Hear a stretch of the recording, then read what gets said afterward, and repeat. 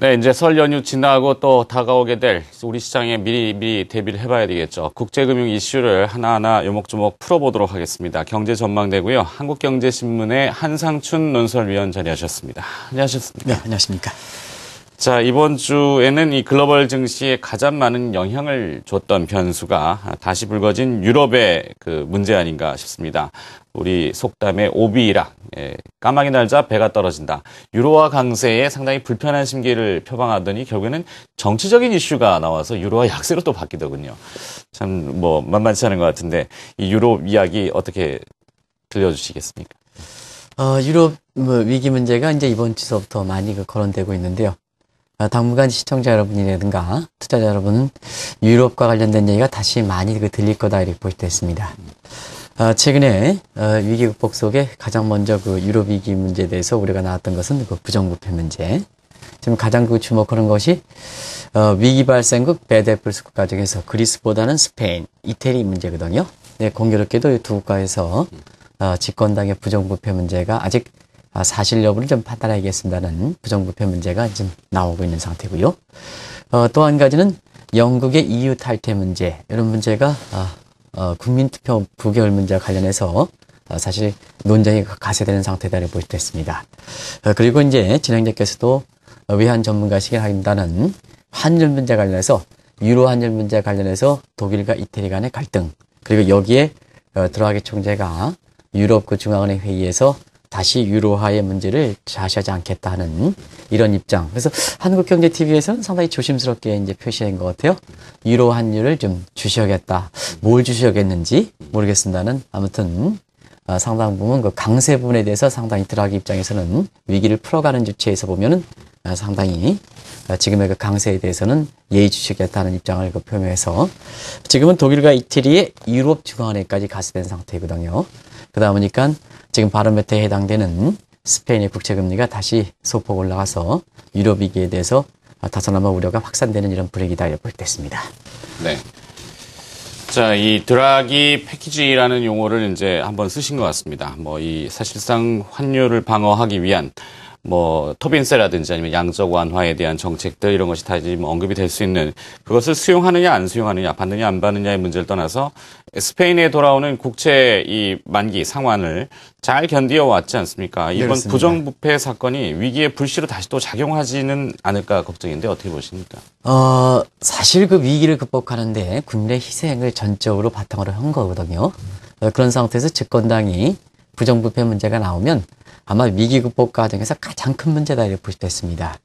그래서 집권당의 부정부패 문제가 사실화된다면 자 이것을 어떻게 국민들의 입장에서 또 위기를 극복해 가서 제3자 입장에서 후원해주는 지원해주는 독일과 프랑스 경우에 따라서는 유럽 중앙은행에서는 어떻게 할 것인가 하는 이 문제에 있어서는 역시 집권당의 교체 문제가 가장 빠른 해소책이다 이렇게 볼 수 있습니다. 그래서 향후에 스페인의 집권당의 부정부패가 사실로 드러날 때는 결국 지도부의 교체로 연결될 수 있는 부분이 나라 안팎에서 다시 말씀드리면 스페인 내부와 스페인 밖에서 유럽의 경제 안정 차원에서 아마 이 문제가 불거지지 않겠나 생각합니다.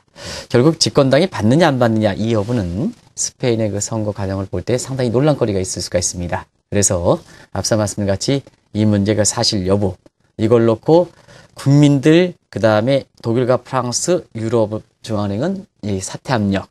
근데 집권당 입장에서는 프랑스의 독특한 제도 때문에 받지 않겠다 하면 상당히 논란이 거세질 가능성이 있거든요. 현실적으로 보면 부정부패 문제가 그래서 중요하다 이렇게 볼 때 있습니다. 당분간 계속해서 끌어갈 문제다 하는 것을 말씀드립니다. 네. 자, 유럽 내에서 이런 변수들이 또 유로화라고 하는 그 단일 통화에 대해서 또 영향을 많이 주게 됩니다. 미국과 일본이 계속해서 양적 완화를 추진하고 있는 가운데 유로화의 가치가 상당히 큰 폭으로 절상이 됐습니다. 이 재정 위기를 딛고 경제를 회복하기 위해서 노력하고 있는 상태에서 통화가 갑자기 결상이 되니까 명품 수출 업체들이 특히 또 많이 목소리를 내더군요. 루이 모라는 브랜드도 그렇고. 자, 최근에 유로화 움직임은 어떻게 보고 계십니까? 시청자 여러분 이게 잘 보셔야 됩니다. 미국도 위기를 풀어가기 위해서 그 모토를 잡았던 것이 수출 진흥책입니다. 양적 완화 정책을 통해서 달러 약세를 도모해서 수출이 됐던 것이 결국 위기 극복의 발판을 만들었거든요. 또 일본도 그렇습니다. 이 대장성 파회담이라 해서 그동안 그 경제 여건 속에 엔화가 강세됐던 것을 지금 증시를 중심으로 해서 소위 그 숨통이 터지는 것은 일본의 아베 정부가 전통적 방식으로 엔화 약세를 도모해서 수출 통해서 이렇게 돌파를 찾다 보니까 일본도 굉장히 위기에 대한 어떤 확산된 분위기가 좀 해소되는 이런 분위기거든요. 그런 각도에서 유럽은 미국과 경우에 따라서는 일본보다 더 어려운 상황인데요. 이런 상태에서 수출을 돌파구를 찾아야 되는데 결과적으로 미국과 일본의 양적 완화 정책을 통해서 안전자리에서 그 강세가 된다면 이 입장에서는 어떻게 될까 하는 문제를 갖고 지금 유로 환율 문제에서 논란이 되는 겁니다. 참고적으로 말씀드리면 유로 환율은 1.18달러에서 지금 1.35달러 내외까지 이렇게 보고 있는데요. 유로랜드 17개 회원국의 경제권이 다르기 때문에 우리가 적정 환율을 산출하는 뭐 환율 구조 모형이라든가 수출 채산성 모델이라든가 그 다음에 경상수지 근역 모델 이런 것을 보면 사실 그 적정 환율 유로랜드 17개 회원국의 적정 환율을 산출하는 방식이 산출 수준이 상당히 좀 논란이 될 수가 있습니다. 대체로 보면 국제사회에서 이렇게 보면 유로당 1.25달러 정도, 이 정도가 이제 적정한 수준이 아니냐, 이렇게 보고 있는데요. 그 적정한 수준 대비해서 지금 1.35달러니까, 사실 유로화가 그만큼 미 달러에 대해서 상당히 강세를 보이기 때문에, 결과적으로 보면 위기를 극복하는데 상당히 유로화 강세가 수출을 오히려 증진시켜야 되는데 불구하고 수출을 감소해야 되기 때문에 이게 논란이 되는 거거든요. 그런 각도에서 보면 역시 유로화 문제는 미국과 일본이 자국 통화 약세 정책에 대해서 포기하지 않을 때에는 앉아서 당하는 꼴이 되기 때문에 이 문제를 놓고 상당히 시간을 거쳐서 이렇게 가지 않겠나 보고 있습니다. 네. 자, 이 환율이라는 것은 뭐 foreign exchange에서 이종 통화 간의 교환 비율을 나타내게 되는데 시장이 채택하고 있는 시장 변동 환율, 뭐 자율 변동 환율 여러 가지가 있습니다만 이것을 일본은 먼저 타겟팅을 정하고 인위적으로 개입을 하지 않았습니까? 한쪽이 개입하면 한쪽은 불편한 심기를 나타낼 수밖에 없는데 자, 그렇다면 유로화 가치를 어느 정도 또 잡기 위해서는 개입을 실제 단행해야 되는 입장인 것 같긴 한데 이 또 한 목소리가 나오지 않고 있다고요. 독일과 프랑스가 또 이견을 나타내고 있는데 이건 또 왜 그렇습니까? 네, 사실 그 드라기 총재가 유로화 환율에 대해서 자시하지 않겠다 하는 입장, 이것이 이제 글로벌 증시에서는 결국 미국도 그렇고 일본도 그렇고 마지막으로 유럽까지 여기에 가세된다면 글로벌 환율 전쟁, 사실 가장 극단적인 보호주의에 해당되는 이기주의에 해당되는 이런 문제가 중심국들이 전부 가담하기 때문에 글로벌 환율 전쟁이 진짜 전입가경 상태로 되지 않느냐 하는 이런 각도에서 글로벌 증시가 상당 부분 부정적으로 반응했다 이렇게 볼 수 있는데요. 중요한 건 그렇습니다. 앞서 말씀같이 유로화가 그 강세가 된다면 자 독일과 프랑스 입장에서는 개입하면 되지 않느냐. 그리고 통화에서 통일되니까 경우에 따라서는 유럽 중앙도 개입하면 되지 않느냐 하는 이런 시각인데요. 사실 그렇습니다. 이 독일과 프랑스의 이견을 보이는 상태거든요. 또 독일과 프랑스의 중심국가 이견을 보이다 보니까 ECB가 바로 액션에 취하기가 상당히 어려운 상태다 이렇게 볼 수 있습니다. 왜냐하면 경쟁력 차이에서 차이가 있다 이렇게 볼 수 있습니다. 독일은 막강한 제조업 경쟁력에 의해서 유로 환율이 유로당 1.5에서 1.9달러까지 가더라도 상당히 유로가 이제 강세되겠죠? 가더라도 독일 입장에서는 큰 문제가 아니다. 그러나 프랑스 입장에서는 이미 유로당 1.1달러에서 1.2달러가 지금은 견딜 수 있는 수준이거든요. 그러면 지금 1.35달러 정도 되면 이미 프랑스 입장에서는 불리한 상황이거든요. 자, 독일은 괜찮다. 그러면 프랑스는 이미 이렇게 적정 수준을 이렇게 되니까 상당히 부담 수준이 되겠죠? 그래서 유로 위기를 풀어가는 두 주체가 이렇게 갈등을 보이는 겁니다. 그리고 우리가 경쟁력 하지만 이 유로랜드 내에서 아주 자세하게 경쟁력이라는 게 뭐냐. 그만큼 국가에 이렇게 중요한 상승을 보고 여유가 있는 사람과 여유가 없는 사람과 이 단적으로 보여주는 대목이거든요. 그래서 경쟁력이 이게 중요한 겁니다. 그런 참에서 지금 유로화의 강세 부분이 유로랜드 위기를 풀어가는데 부담이 되지만 그러나 버티는 수준에서 독일은 여유가 있고 그 다음 프랑스가 여유가 없다 보니까 갈등을 빚다 보니까 이 자체가 상당 부분 유로와 같이 안정을 위해서 시장에 개입할 것이냐 하는 이 액션을 취할 때 통일된 입장을 강구해야 되는 유럽중앙은행에서 양국의 입장을 조율하지 않으면은 사실 그 개입이 힘든다는 얘기거든요. 그런 각도에서 앞서 말씀드린 같이 이렇게 설이 끝나시고도 유럽 위기 문제가 앞으로도 계속해서 문제가 나올 것이다 하는 이런 측면에서 우리가 이해하시면 쉽게 이해되시지 않겠나 생각됩니다. 네. 자, 얼마 전에 일본 중앙은행인 시라카와 총재가 조기 사임을 했습니다. 임기가 남아있음에도 불구하고 자의적 사임인지 아니면 타의적 사임인지는 명확하지 않습니다만 시장에 비춰지는 해석은 조금 뭐하다고 할 수 있겠죠. 자, 이 시라카와 효과라는 것이 새로운 용어로 또 등장했습니다. 유로화 문제를 놓고 독일과 프랑스 간의 갈등을 촉진시키는 어떤 요인으로 작용하지는 않을까 생각되는데 어떻습니까? 이 시라카 효과에 대해서 아마 이렇게 인터넷에 딱 치면 나옵니다. 근데 그 뿌리를 얘기하시는 분은 아무도 없습니다. 그래서 오늘 이 문제가 앞으로 지금 엔화 문제 얼만큼 중요합니까? 그래서 제가 좀 이 문제는 좀 자세하게 좀 말씀드리겠습니다. 요 시라카 효과를 이해하기 위해서는 일본의 오랫동안 논쟁거리인 미에노 패러다임과 대장성 패러다임을 이해하실 필요가 있다 이렇게 보시겠습니다. 잠시 미에노 그 총재가 1980년대 후반, 1990년대 초반 요때 사실 일본 중앙은행 총재에 임명했는데요. 사실 이때 일본은 자산 부분의 거품이 붕괴되는 상태였었습니다. 그리고 물가는 1980년대 후반에 이렇게 경기 과열 상태 때문에 물가는 올라가는 상태거든요. 그러면 진행자 입장에서 자산 가격의 붕괴 문제를 잡을 때는 금리는 좀 내려줘야 되고요. 그 다음에 물가가 치밀은 것을 잡기 위해서 금리는 상승해야 되거든요. 네.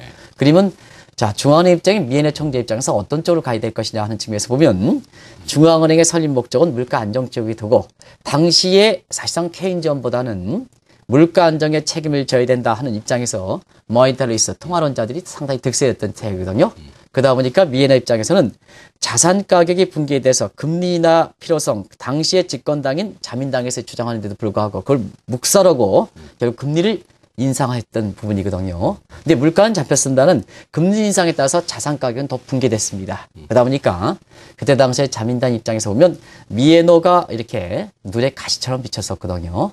그런 상태에서 이번에 아베가 다시 이 자민당이 집권을 했습니다. 그러면 자민당 패러다임은 뭘까 했을 때는 사실 자민당은 대장성 패러다임이다. 이렇게 대장성이 지금까지 경제를 이끌어왔으니까 대장성과 패러다임이다 해서 자민당 패러다임 이꼬르 그 대장성 패러다임이다 이렇게 얘기하시는 분들이 있는데요. 대장성 패러다임은 바로 그렇습니다. 일본이 다른 나라 100년 걸릴 것을 50년 리디스 크로스 압축 성장하는 과정에서 경제 성장의 골격이다 이렇게 보실 때 있습니다. 엔화는 약세 동반한다. 엔화 약세면 수출이 증가하겠죠.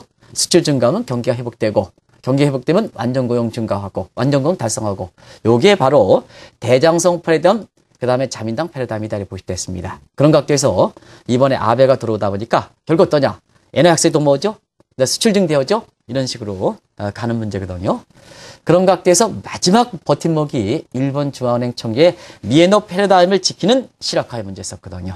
이분이 이제 조기 사임한다 그러니까 일본 입장에선 아베가 이제 마지막 이렇게 걸림돌도 이렇게 했다 하면 어떻게 하겠느냐? 수출 증대하고 결과적으로 보면 경기가 살아나지 않겠느냐 해서 주가가 올라가는 아베 조기 사임과 함께 주가가 올라가는 이 문제가 바로 시라카 효과라고 하는데요. 사실상 그렇습니다. 지금 일본의 아베가 지금 극단적인 엔저를 도모하는데요. 지금은 펀더멘탈 측면보다 오로지 정책적 요인에서 올라가는 거거든요. 그럼 모든 참여자들이 이것을 반겨야 되는데요. 지금 반길 수 있느냐 하는 게임의 참여자 입장에서 보면 사실 일본이 엔저가 도모하면 다른 국가는 자국통화 절상되기 때문에 싫어하고요.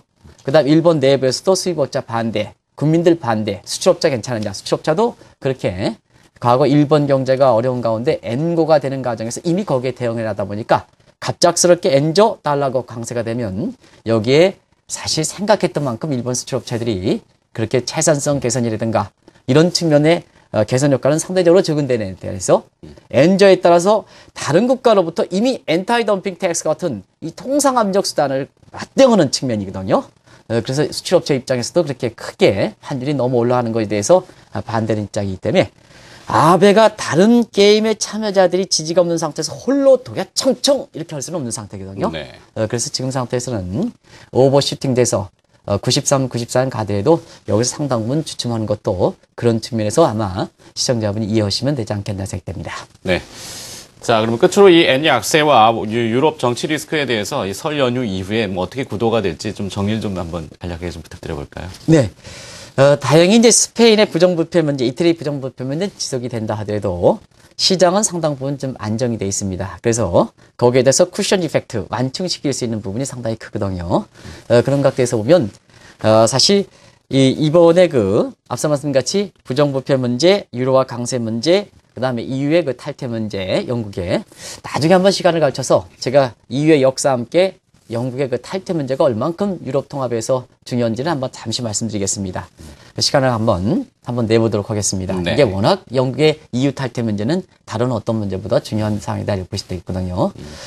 그러나 이런 중요한 있다 하더라도 지금은 사실 위기 상황으로 볼 때는 미래가 불확실한 아주 컴컴한 상태에서 이런 문제가 터지면 아마 모르긴 몰라도 글로벌 증시 굉장히 반응을 쓸 겁니다. 그러나 다행스럽게 올해 예상되는 리스크 중에 많은 부분은 이렇게 근본적 문제가 해결된 건 아닙니다는 단기적인 요인들이 많이 해소되고 있기 때문에 이 검은색, 블랙에 화이트가 지금 가미된 상태거든요. 그래서 이제 그레이스화한 단계이기 때문에 이런 문제가 계속된다 하더라도 과거처럼 이렇게 시장이 뒤틀리거나 혼란 상태를 초래할 수 있는 가능성은 적다는 것을 말씀드립니다. 알겠습니다.